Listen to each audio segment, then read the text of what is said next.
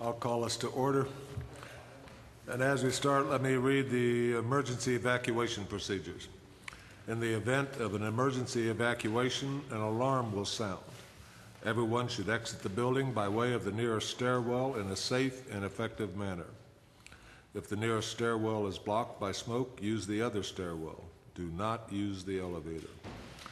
Once you have reached the main floor, follow the exit signs to exit the building and quickly proceed away from the building. Please be mindful of others evacuating and of emergency vehicles.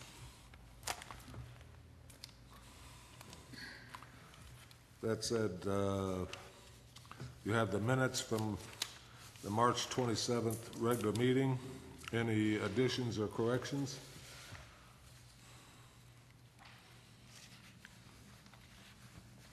Motion to approve. Okay, we have a motion. Do I have a second? Second. All in favor signify by saying aye. Aye. Opposed, like sign. Motion carries. We have no site plans for review tonight, so we'll jump into long-range planning. I'm going to request that we hold a discussion on the next two items to about 15 minutes each. We have a couple of members that need to depart within a half an hour or so. Under long range, we have discussion of a request from Board of Zoning Appeals concerning setback requirements for communication towers. Roger, do you want to introduce that discussion? Yes, if you've had a chance to read the memo, I'd like to apologize for a mathematical error. I must have had my shoes on when I did some calculating there. But that should be, my example should be 291 feet instead of 241. I wondered when I read it myself. But it came up, and it's becoming more of an issue because some of these towers are coming back in as technology changes, and the good news is they're coming down. They're shorter, but the bad news is they're going into more populated areas, and most of the requests coming in are going to have some relief from our separation distance requirements, which the Board of Zoning Appeals, it's in their purview to be able to do that. But some of these are sometimes half of what we require for the 300%, and they're just not real comfortable on that. And if it's going to be the norm, then they were just wanting to see if maybe we should change our regulations if maybe we're being a little too prohibited there. When, again, let me ask a question, Roger. I'm trying to recall, and John, maybe you can answer this question. Did we set these height limits? When were these height limits set? Do you remember? Or the setback? They were pretty much set at the very beginning. I think we were using Maryville's regulations as a template, but we were trying to gear it a little bit more to the rural areas and having a larger setback away from residential uses. I can't tell you exactly why it came up as 300%, but it did give the Board of Zoning Appeals the ability to reduce that based on the situation of the cell tower that was being proposed. I think what is coming before you is if you're giving relief in almost every instance, then you might as well change your regulations. No use to have something that you have to give relief to all the time. Well, as I read it, I was trying to think of what the rationale for 300%, because 300% appears excessive to myself. I haven't gone back and I didn't pull up Townsend as to what we did out in Townsend when we set the setbacks, but I do not believe it was 300%. I mean, if a tower is going to fall, unless there's a really strong windstorm, it's doubtful and questionable whether it would fall outside of 100%. But Commissioner McCall? I may be confused, but the setbacks and the separation seem to be two different things. To me, the separation is, is saying that the separation between two towers, not separation from a property line. Well, it is a little confusing to read. We've got setbacks that says 75%, but then it gives us some separation distances in section 7 there. And that's that section, multiple towers. that A it does mention from tower to tower, but section 7.A talks about separation distance in relation to existing residential use or platted subdivisions and lots. There is a separation from tower to tower, and we've got it actually has a chart to go by there as far as the type of tower and stuff, but I didn't put that in there because that, for the issue that's at hand, the separation from towers was not the issue.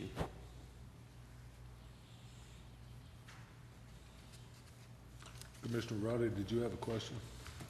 Well, I'm just going to make a comment. You know, asking for a few feet is one thing, but I mean, they're asking for a 50% reduction. And Yeah. if there was any rationale at all from the original 300%, you know, maybe a foot or two or 5 feet or 10 feet is one thing that BZA could, but this seems to be excessive. If there was any rationale for the original rule.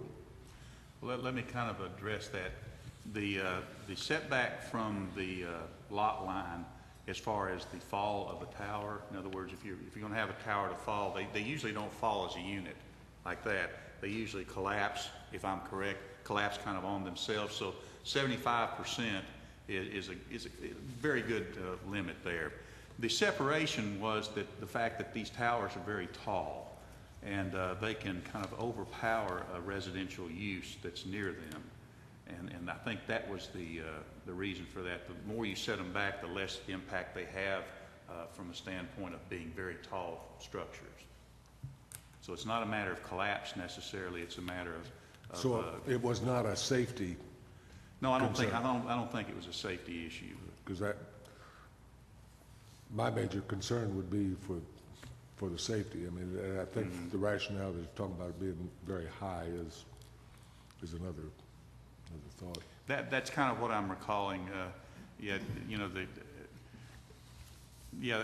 I think the 75% is due to the collapse of a tower. The separation is actually a use separation because it's of a different character. Clifford. Oh, I'm sorry. Mr. Hodge.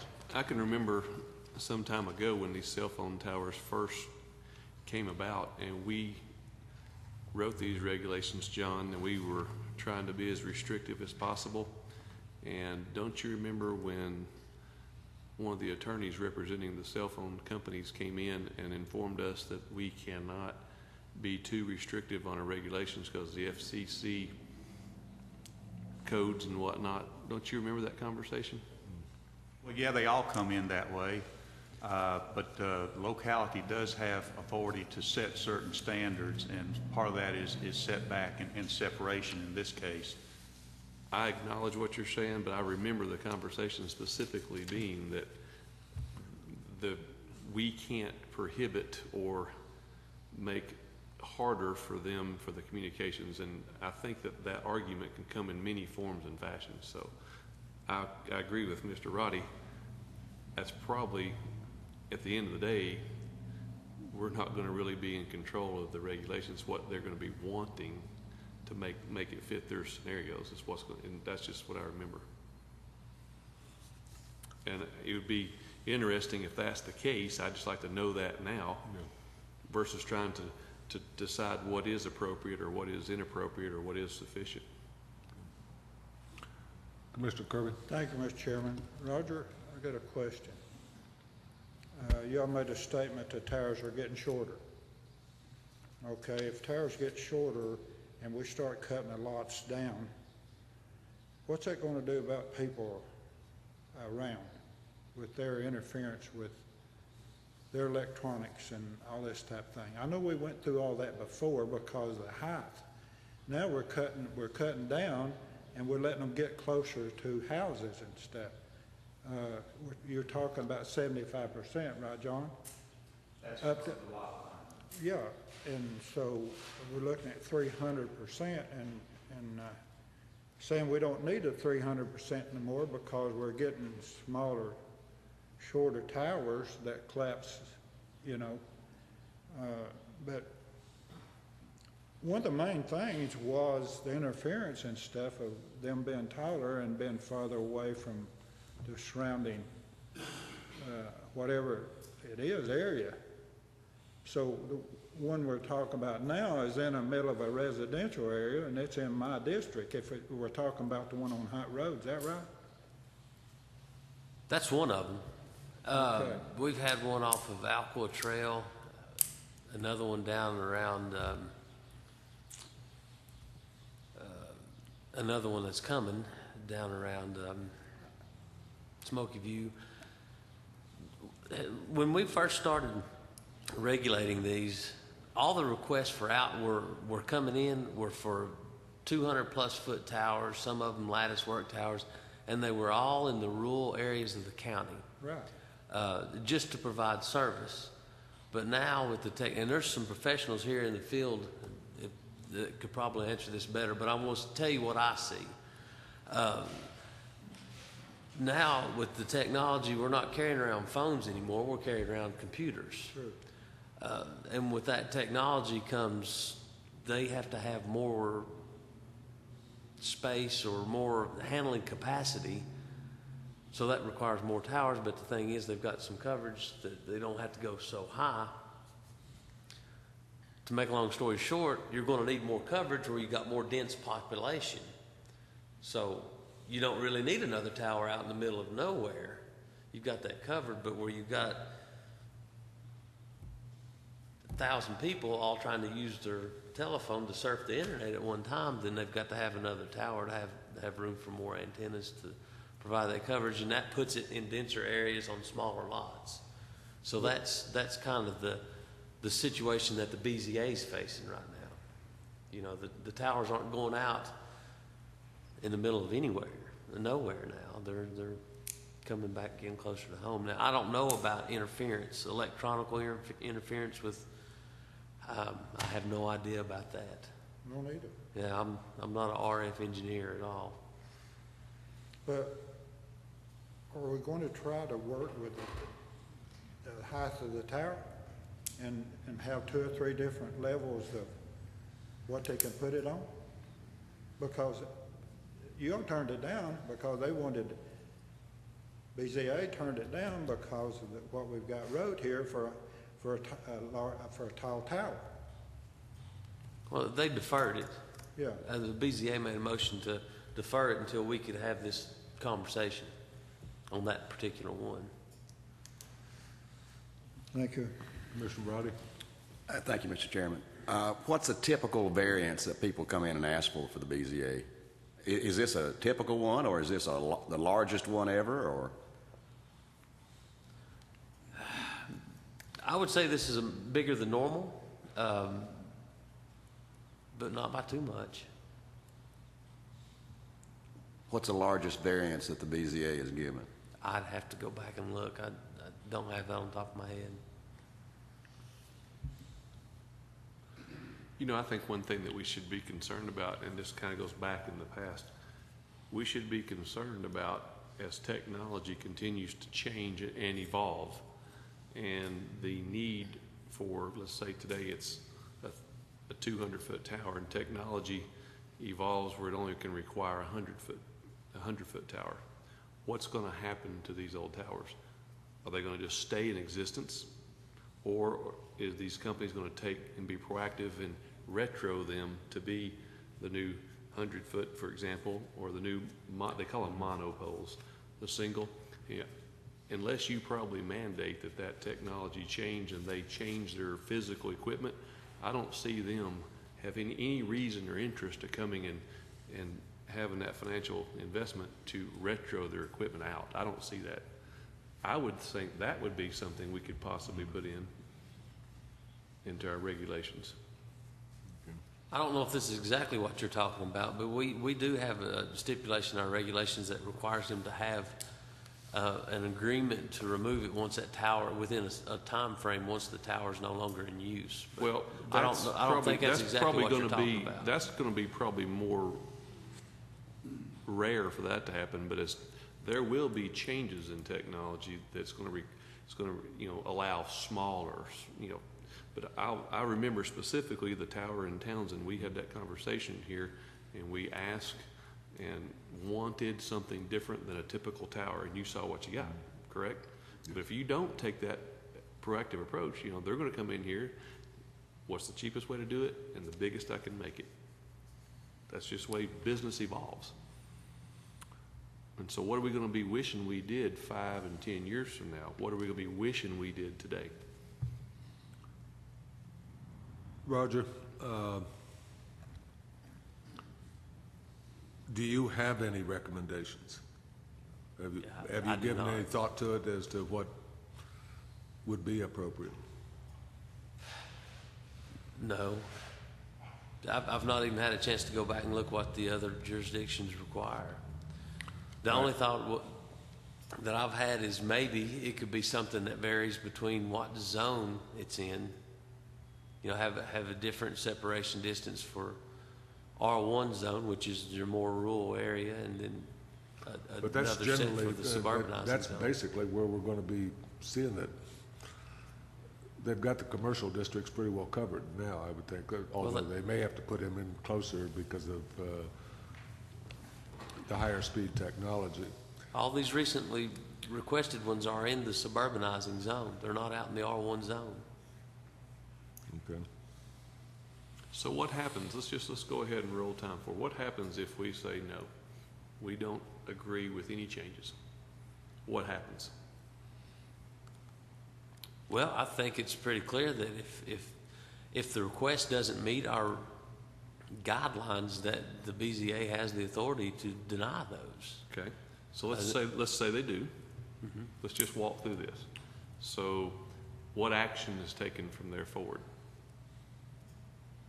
I'm not following your question. Is the scenario going to play out like I mentioned? They're going to take the approach that you're making it, you know, we have to have these minimal setbacks to proceed forward? I mean, are you facing a dead-end road under that example?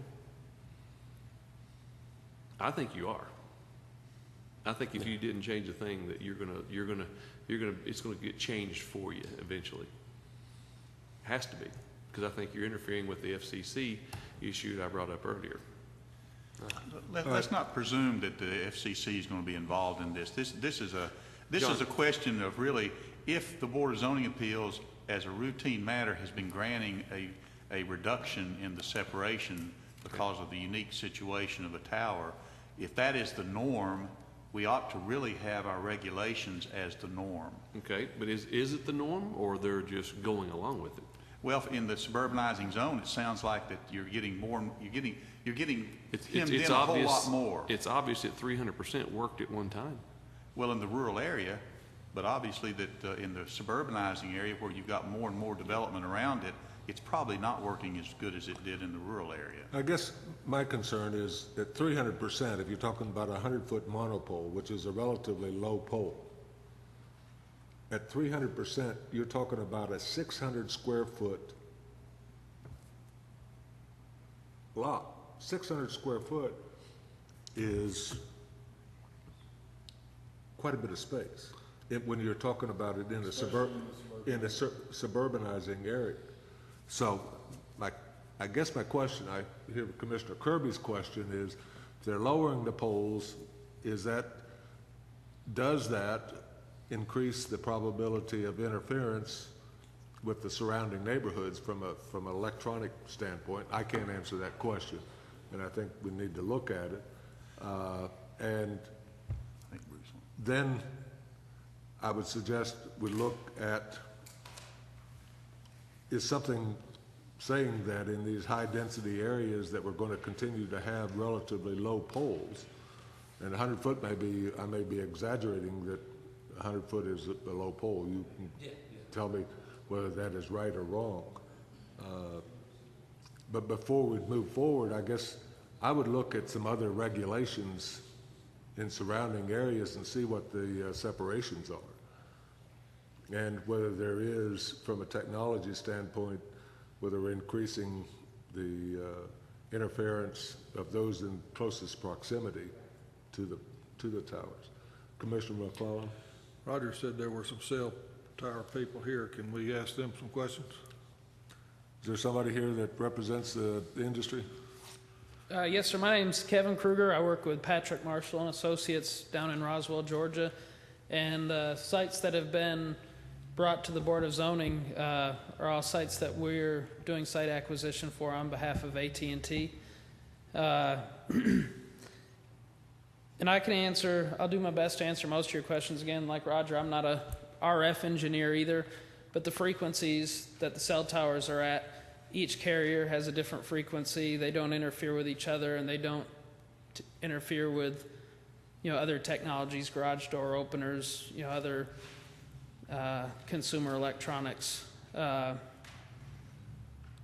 then I just did a little bit of rough math, but you were talking about a 100-foot monopole that would essentially equal a 9-acre square that we'd need to be in the middle of. And that's a relatively low tower, and as you come closer to a population, finding a 9-acre square where that landowner will allow you to place a tower right in the center of it and effectively maybe rendering the rest of that 9 acres unbuildable, it's nearly impossible to achieve to get the towers where the population is that uses the technology. Then also, as Tom was talking about, I wouldn't know how to structure something that as technology changed and didn't need to be as high, where they might start chopping the tops off from the towers. But on all of our leases, we add removal clauses. So at the end of our lease term with these landowners, within, I think it's 120 days, we will remove the tower. A lot of counties I've worked in across the southeast will even require removal bonds where, let's say AT&T goes out of business, the technology's not used anymore, they're not going to come back and take down the tower. But a lot of places were required to post removal bonds so that the tower will be removed at the end. Okay. Anybody else have a question of Commissioner McClellan? Can you tell us some of the typical percentages in other areas, maybe? 1.5 times, or? Yeah, Wilson County, for example, is a county where I'm working on, I think, 20 sites this year. And their rule was always 1 time the tower height, and they've recently made some changes where they're looking at going to 1.5 times the tower height. And that would be just, as the setback, and I guess here, as you know, the setback is at 75% of the tower height. But I've not dealt with any where they're 3 times the tower height. 1 time the tower height is pretty standard. Some places around the Atlanta area, some are even 1/3 of the tower height. And these towers can be designed, I don't know, somebody over here was talking earlier about how they're designed to collapse upon themselves.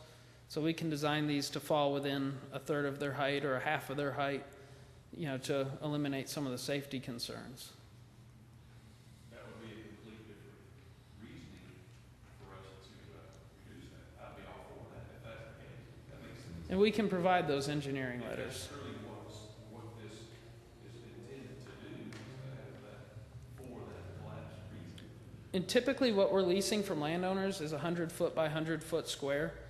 And so the tower can be, well, depending on the height, but I think all of ours are 195 and lower here in the county. Typically they can be designed to stay within our fence if they were to fail.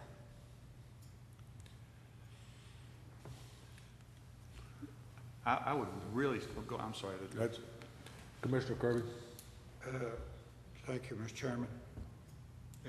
Are all these towers now pre-standard? No cables, everything that's being put up today is no guy wires, no cables, no nothing, right? Yes, sir. The towers we're proposing would be the monopole type towers. I think the shortest one we've brought in for approval is 110 feet, and our tallest is 195. And I believe the shortest one, we even proposed different stealth technology using a monopine. It's a little closer into some population. It's in some trees. So we thought it might help to make this one look like a pine tree, and a lot of people driving by may not even notice that it's a cell tower there. Okay, well, I asked that question. I just saw one put in last year that they proved on Middle Settlements Road, it's got 3 big guy wires with it. But now it's for a radio It's station. radio. Oh, okay. And it got snuck in on the people down there before they realized what was going on, but that's all right. So basically, we're not going to be talking about guy wire tires, or are we going to be talking about collapsed tires that are collapsed? Every tire you put up, does it collapse and fall right down if something happens to it? They can all be engineered a little different. If we were in the middle of 1,000 acres, it's cheaper to build one that's not engineered to collapse on itself. And out there, it might not matter if it just falls over. We come in closer to a population, we can create them to collapse in half or collapse in a third of their height. So if a 97-foot tower, if it fell straight, it's going to fall 97 feet. And that's 100% instead of 300, right? Yes. And who brought up to 75 a while ago? That's I'm just looking 75 down is the road here. 75 is the setback from the fence line, Okay. from the lot line. But what we're dealing with here is the 300% separation from any residential Absolutely. lot. So, I mean, if he leases a 100-foot square in the middle of somebody's field, Would a 100-foot square justify, well, which people's houses are not on the line, but which I understand that our business, that we got the setbacks from all that type of thing, so, way it was set up, if something happens to that tower, it's gonna stay on its own property. well, we would have to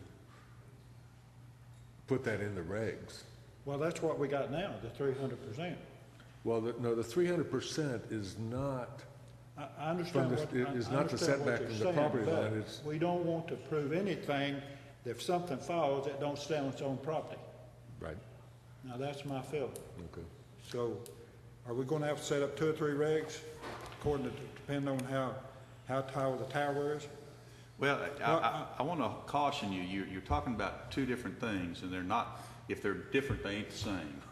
One is separation from the lot line. If it falls, it doesn't fall on somebody else's lot. The other one is that these are tall structures. They're obtrusive in the skyline. And the 300% was to try to mitigate that. If you have a house, do you want to be within 100 feet of a 200-foot tower? That's the question there. It's not whether it's going to fall on you. It's whether it's going to, whether it's going to overpower your property. And that was what the 300 feet was about. Or 300%, sorry. Commissioner McClellan? I don't know the procedure we need to do, but I would like to recommend we do the 150% instead of the 300. If that has to do public hearing or what? We'd have to come back next time with an actual recommendation for y'all to recommend it on to the county commission. I'd like to make a motion for that recommendation, 150%. All right, we have a motion to change the regs from 300% to 150% separation when in an R1, or I guess that would be whether it's R1 or suburbanizing. Do I have a second to that?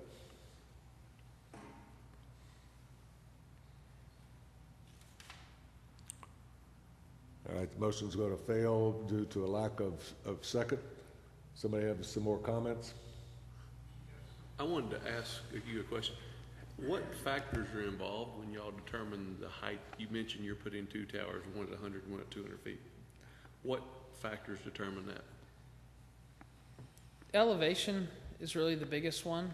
For example, the site that's 110 feet is in a spot where we've been able to place it on a small ridge line and achieve some of our height that way rather than build up. And then, some areas we need to be taller to cover more population versus, to overcome other terrain. And just, each tower is going to probably effectively cover a similar size area with a different height tower.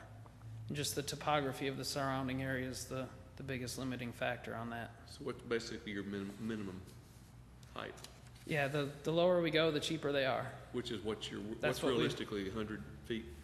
Yeah, and in fact, until recently, this one at 110 was my lowest, and now we have one that I thought was in the city, or in the county, but it turns out it's in the city of Alcoa.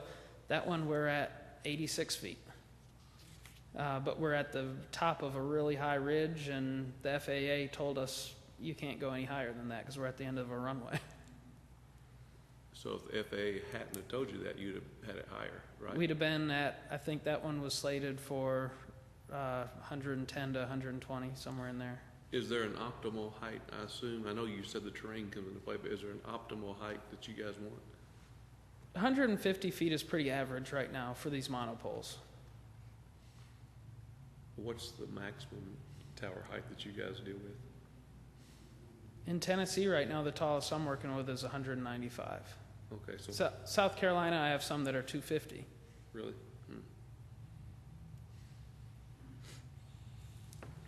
How do we want to direct Roger?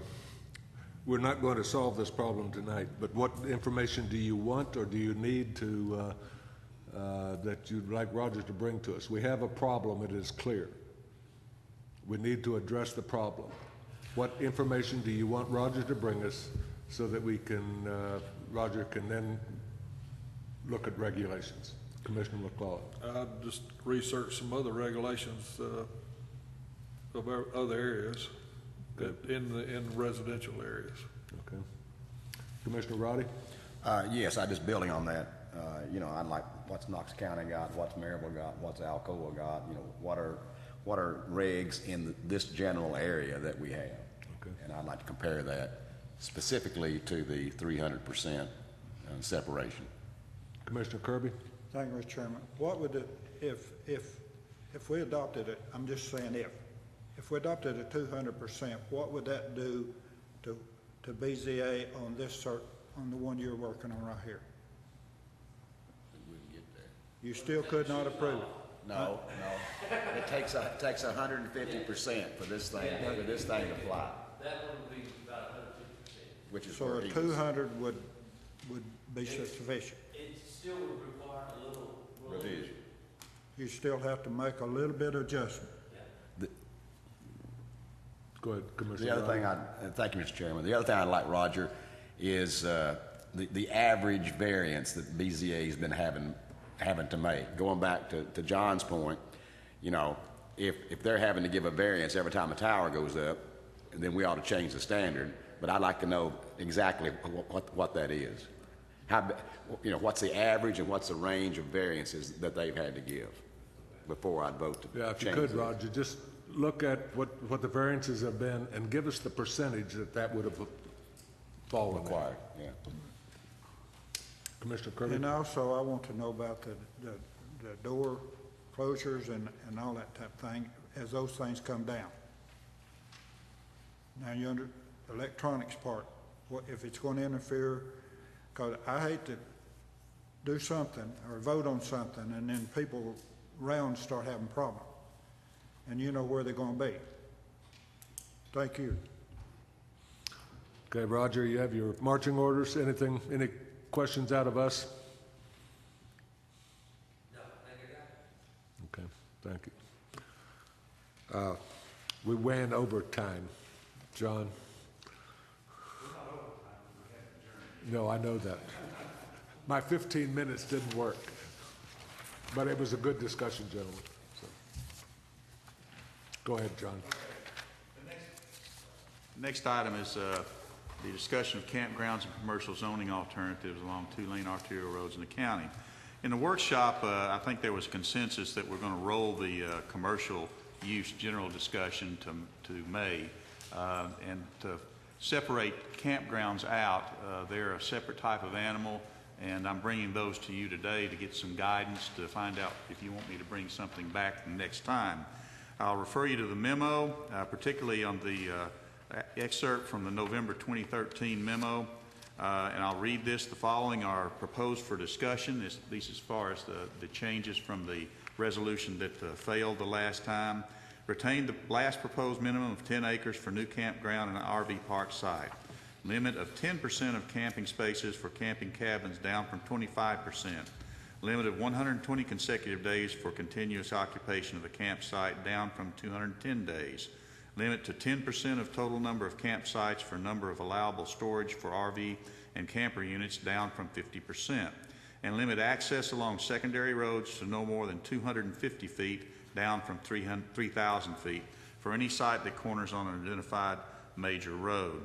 And considering adding campgrounds and RV parks as a use within the special exception with specific limitation provisions, that gives you a little bit more control over it instead of just special exception provisions. And review the geographical extent of applicability to define tourist centers or corridors in the county, such as Tallahassee, Calderwood Highway, and Wallen, Lamar Alexander Parkway in Townsend area. So basically, what I'm suggesting is we pull back from some of the more objectionable parts that I perceived the last time and repropose a set of regulations.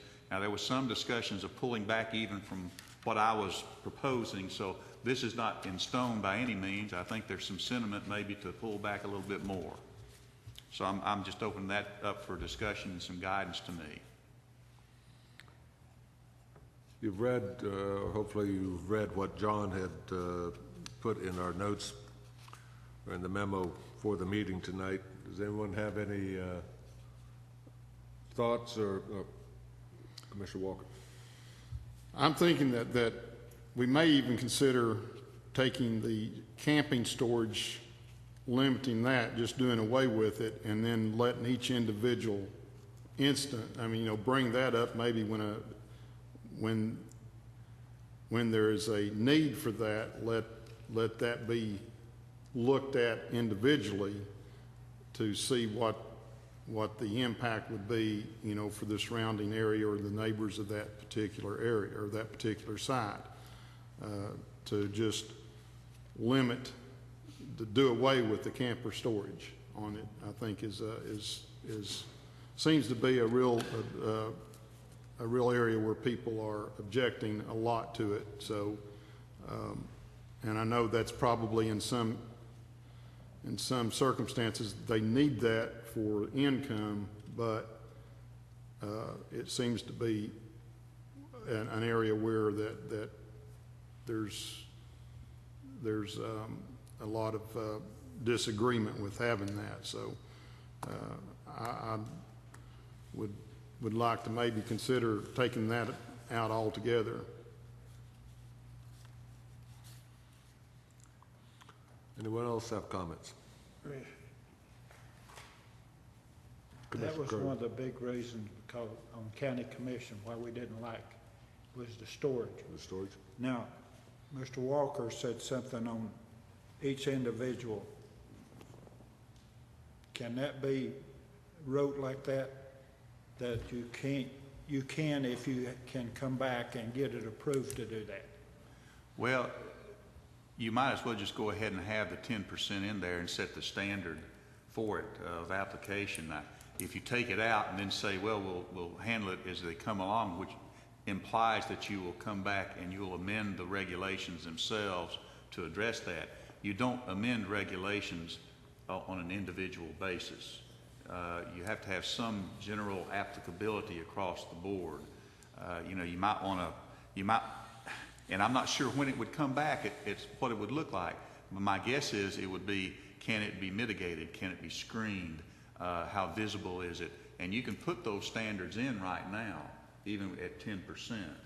You can say 10% and completely screened from road and surrounding properties. And then set the standard for what completely screened means. I think it was the visual aspect of having multiple units stored close together that was objectionable, not necessarily having storage on the site. So I think if you're going to take it out, consider it taken out completely and not applied individually at a later date. If you apply it individually at a later date, it's going to be a general application because you don't you don't change your regulations to say, we're going to change this just for Joe X and not for Joe Y.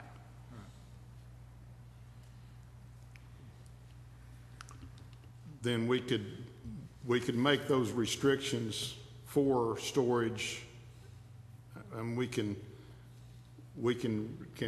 do that in a way that they would have to completely hide that from the public or from any road that is visible from any road.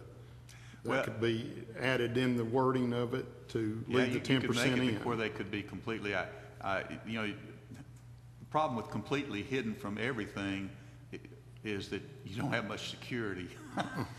I mean, it'd be completely hidden from something external. You know, from a road, you couldn't see it. From adjoining property, you couldn't see it unless it was an adjoining commercial property or something like that. But you're not going to have that in the instances we're talking about here. So yes, you could put in the mitigating wording of complete, you know, screening. Can you put that in words for us to look at, and then we can decide to leave it in or take it out? Yes, sure. In the next meeting? One other thing that seems to be real controversial is the number of days that someone can stay in the campground. And did you have a chance to did anybody have a chance to find out how long the park allows people to stay? Yes, 14 days. 14 days. And then you can move to another campground. Of course, they're trying to make sure the maximum number of people get to use the Right. park and so forth. So in one area, in one campground, like if you're at Cades Cove, you can stay 14 days, and then if you got a reservation at Elkmont, you can go to Elkmont for 14 days, and then you come back to Cades Cove for 14 days. So you could stay up there 120 days, but you have to move back. But they're doing it for availability. Yes, yes. Is it common for people to quote camp for 120 days? Or they rent the space for 120 days and come and go? Which is it? I think it's a little bit of both. I mean, You can get snowbirds that would come to the area and camp for the summer. so they do that? Yes. Okay. I mean, they've got big RVs and they just, Because my intent was not to let this become a place to live. well, and that is what the major concern was about extended stays, because of the impact on the,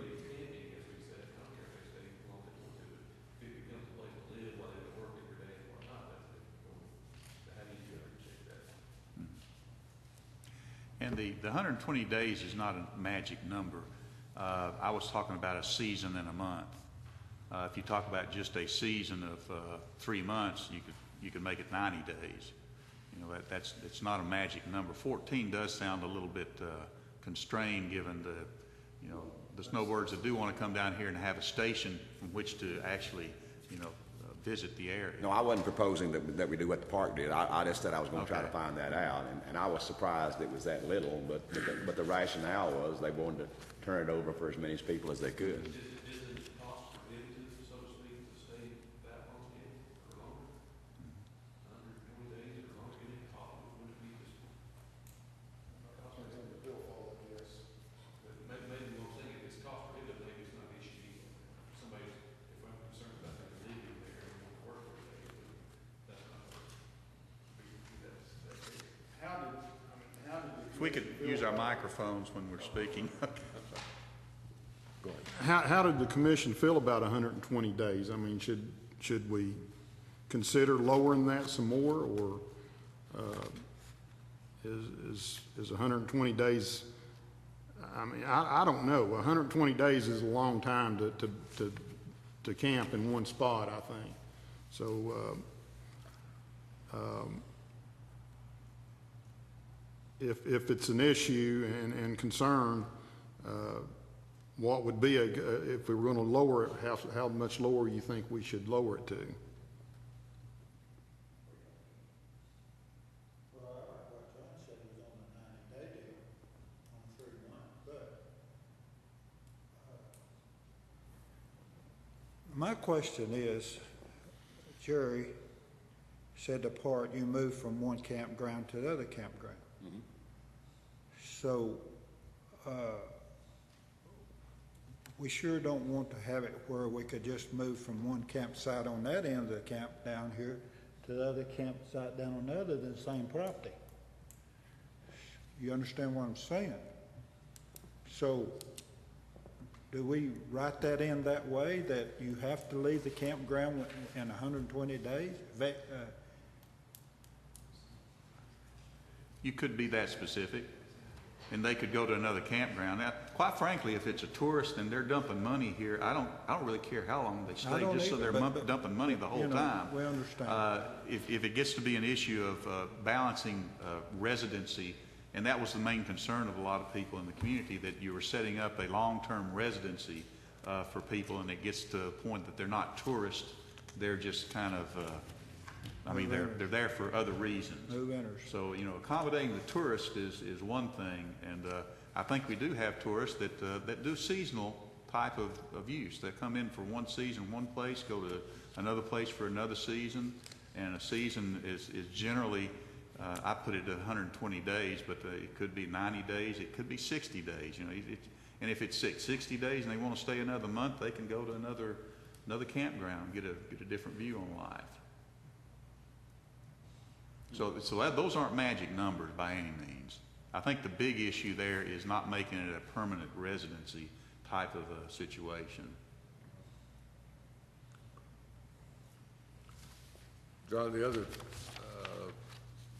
I think you've kind of implied this at the final sentence of your suggestions. Mm-hmm. Tallahassee Calderwood Highway, which would be basically 129, and then Wallen, Lamar, Alexander. So that basically takes Sevierville Road out. Yes. And I would wholeheartedly concur with that. Those are the two primary quarters that seem reasonable to me, as well as 411, south of town. I'm not, But 411, did you say? south of town. 411 South. Adding that in? I don't know whether there is even any demand for it. I wouldn't expect there to be, but that would be the only. 411 has a character that's not necessarily tourist oriented. Right. It's not Exactly. a gateway. It's a gateway maybe to Maryville, but people are coming to Maryville for other than possibly tourism type of camping. You got an obvious one down towards the Great Smoky Mountains National Park in Walland and down to Great Smoky Mountains National Park. And you've got a pretty obvious one going down to the Lassie at the lake and the Dragon. I'm not sure 411 South has that character. And that's fine. I don't have any problem with that. Any other thoughts for John? Well, I mean, Commissioner Wilkins. on what you were speaking about, I think that our tourist areas are obviously towns, and we have a tourist area that we're not capitalizing on is the Tallahassee area, and limiting it to those two areas is it gives us a purpose of focusing on tourism and not campgrounds in general.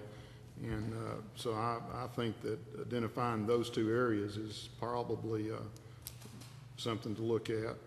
And John, I think dropping it to 60 days, I think would be, 60 days is a long time to camp in one spot. And if, that's my thoughts. So, but even when you speak of the Tallahassee area, where does it start? It doesn't need to start probably at 411 Highway. There probably needs to be some kind of a limit to where you can actually start. You can do that, correct? Yes. Okay. I'm thinking around 6 miles, 4 miles down in that area. But I could be more specific than that if you can give me guidance on it. I'm not a biker, and I don't go down there, and I Right. don't camp that much. Yeah, I go out on the lake once a year, and I just get overwhelmed by the heat and everything, and I'm glad to get back to the air conditioning. He's soft. I am soft. Well, can you put us together some kind of something to look at at the next meeting for us to Sure. consider, and we'll look at it. And I think basically incorporate what you've had in your recommendations here and then the supplement that you've gotten from our comments tonight. Okay, from what I'm hearing, it's 60 days, and it's keeping the storage, but only if it can be fully screened from the road and surrounding properties. Basically. Yeah, as an option. Discuss that with everybody here, and either take that out. Okay. All right. Anything else for the, John, anything else on long Just the range? 2 training opportunities I've given you. You're going to have to register for those pretty quickly. Yeah, I think it's next, week after in your next, packet. May 9th. So you've got a little over a week to, or 2 weeks. In fact, if you go to that one in Knoxville, you basically get all your hours at that. Can you give us any feedback on this? I mean, I read this and I was trying to understand, is this speaker trying to promote arts? Well, it's placemaking, which includes arts, but it's not just arts. Okay. The other one, the land use tour, and that one looks interesting as well, so. Yeah, Anything else, John? that's all I have. We are adjourned.